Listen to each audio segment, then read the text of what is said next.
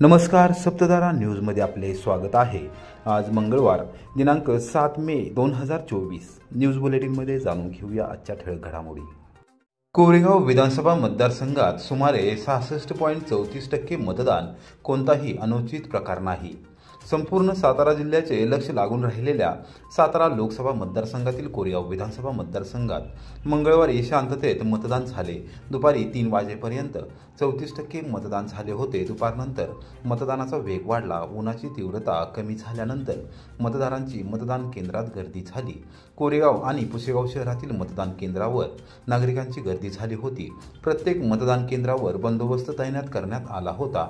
विसापूर, चंचळी आणि बनवडी यासह सुमारे 35 ते 40 मतदान केंद्रांवर सायंकाळी 6 वाजेपर्यंत मोठमोठ्या रांगा लागल्या असल्याने तेथील मतदान सुरूच होते। साधारणतः 7:30 वाजता संपूर्ण मतदानाची प्रक्रिया संपली। एकूण 66.34% मतदान झाले। दरम्यान मतदानादरम्यान कोणताही अनुचित प्रकार घडला नाही। या मतदारसंघात 3,13,183 मतदार असून त्यापैकी 2,07,776 मतदारांनी मतदानाचा हक्क बजावला। त्यापैकी पुरुष मतदारांची संख्या 1,09,856 असून महिलांची संख्या 97,920 एवढी आहे। एकूण 355 केंद्रांवर एकाच वेळी सकाळी 7 वाजता मतदानास प्रारंभ झाला। पहिल्या 2 तासातच सकाळी 9 वाजेपर्यंत मतदानाचा वेग फारसा नव्हता। सरासरी 60% मतदान झाले होते। तदनंतर महायुती आणि महाविकास आघाडीच्या पदाधिकारी व कार्यकर्त्यांनी जोर वाढविल्याने 11 वाजेपर्यंत मतदानाचा आकडा 20% गेला होता। दुपारच्या सुमारास काही अंशी मरगळ जाणवत होती। 1 वाजेपर्यंत 34% मतदानाचा वेग वाढला होता। 3 वाजता तो 46% वाढत गेला।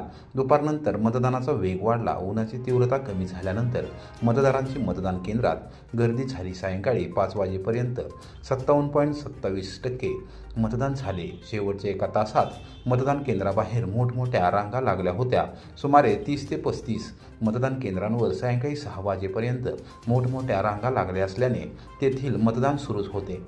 साधारणतः 7:30 वाजता संपूर्ण मतदानाची प्रक्रिया संपली। शेवटच्या तासाभरात 60% मतदान झाले। एकूण मतदान 66.34% एवढे झाले। शिंदे कुटुंबियांनी केले लासूर येथे मतदान।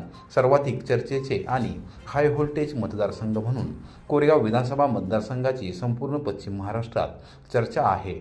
महाविकास आघाडीचे उमेदवार आमदार शशिकांत शिंदे यांनी पत्नी वैशालीताई शिंदे, मुलगा तेजस साहिल व स्नुषा ऐश्वर्या यांनी लासूर येथील मतदान केंद्रावर मतदान केले। मतदानाला निघण्यापूर्वी त्यांनी देवदर्शन घेतले। पत्नी वैशालीताई शिंदे यांनी औक्षण केले। त्यानंतर त्यांनी जिल्ह्यात विविध ठिकाणी मतदान केंद्रात जाऊन मतदारांचा उत्साह वाढवला। त्यांना पाहून मतदारांनी त्यांचे स्वागत केले। माढा मतदारसंघात 60% मतदान। फलटण कोरेगाव राखीव मतदारसंघात जोरदार लढत। कोरेगाव तालुक्याच्या उत्तर भागात हाय व्होल्टेज ड्रामा। सोलापूर आणि सातारा जिल्ह्याचा समावेश असलेल्या माढा मतदारसंघात मोठ्या उत्साहात सुमारे 61% मतदान झाले। कोरेगाव तालुक्याचा उत्तर भाग या मतदारसंघात समाविष्ट असून हाय व्होल्टेज ड्रामा गेले 2 दिवस तिथे सुरू होता। एकूणच फलटण कोरेगाव राखीव मतदारसंघात देखील चांगले मतदान झाले। कोरेगाव तालुक्यातील उत्तर भागात तापमान चांगले वाढले असून उन्हाच्या तडाख्यापासून वाचण्यासाठी सकाळी लवकर मतदान करण्यासाठी लोक घराबाहेर पडले होते। अनेक मतदान केंद्रावर मतदारांच्या लांबलचक रांगा लागल्या होत्या। मतदारांना आकर्षित करण्यासाठी मतदान केंद्राबाहेर रांगोळी, आकर्षक मंडप उभारणी, पिण्याच्या पाण्याची सोय अशा सुविधा उपलब्ध करून देण्यात आल्या होत्या।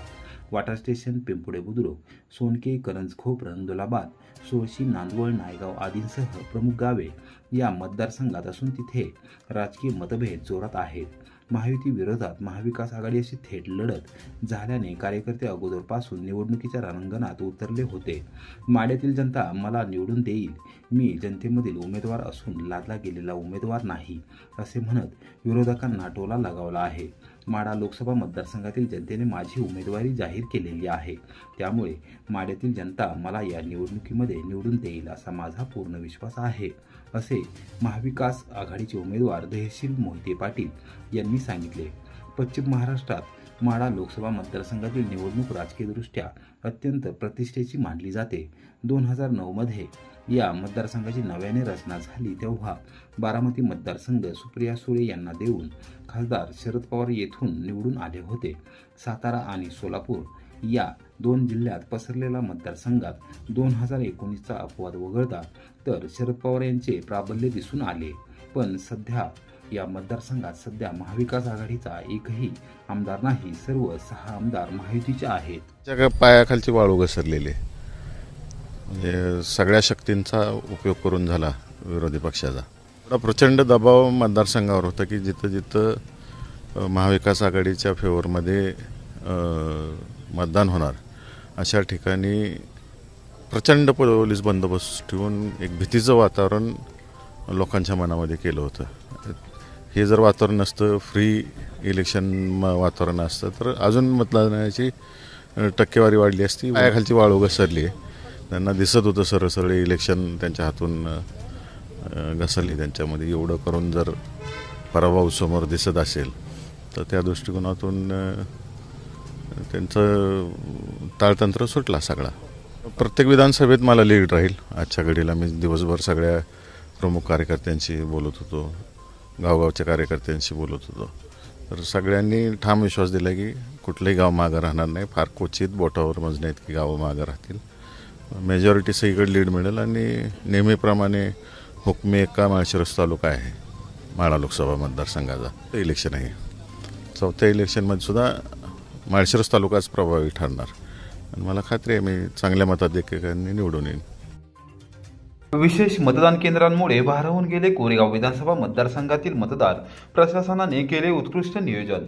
तांदुळवाडीच्या जवानांना समर्पित मतदान केंद्र, कोरेगाव आणि खिंडवाडीच्या महिलांना समर्पित सखी मतदान केंद्र, बिवडीचे दिव्यांग बांधवांना समर्पित केंद्र, देऊरच्या वाघ्या घेवड्याला समर्पित केंद्र, देऊर आणि संगम माहुली येथील युवा मतदान केंद्र अशी विशेष मतदान केंद्रे पाहून, तेथील सजावट पाहून आणि समर्पण भावना पाहून कोरेगाव विधानसभा मतदारसंघातील सर्वसामान्य मतदार भारावून गेले. तांदुळवाडीला विशेष कौतुकाचा मान मिळाला अशी माहिती जनजागृती पथकाचे नोडल ऑफिसर सुजित कुमार इंगवले आणि पथक प्रमुख यशेंद्र क्षीरसागर यांनी मंगळवारी सायंकाळी 6 वाजता पत्रकारांशी बोलताना दिली. तांदुळवाडीला जय जवान केंद्र अत्यंत आकर्षक पद्धतीने उभारण्यासाठी डी.बी. भोसले कॉलेजचे प्राध्यापक व विद्यार्थी यांचे मोलाचे सहकार्य लाभले असे देखील त्यांनी सांगितले.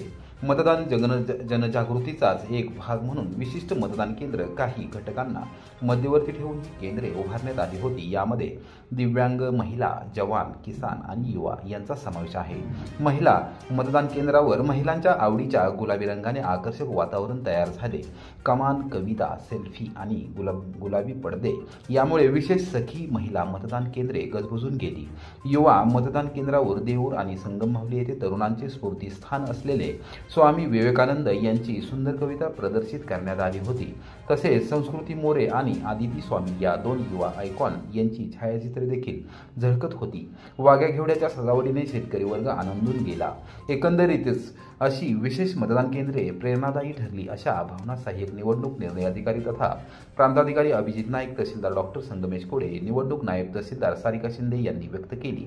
मतदानाचा टक्का वाढवणे किंबहुना 100% मतदान होणे यासाठी जनतेपर्यंत पोहोचणे हे ध्येय ठेवून अनेक उपक्रम राबवण्यात आले असल्याचे क्षीरसागर यांनी सांगितले.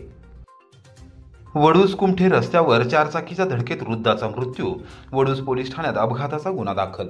वडूज कुमठे रस्त्यावर भरधाव वेगाने धावणाऱ्या 4 चाकीने धडक दिल्याने नायकाची वाडी येथील वयोवृद्ध ग्रामस्थ किसन रघुनाथ जाधव वय 65 यांचा मृत्यू झाला.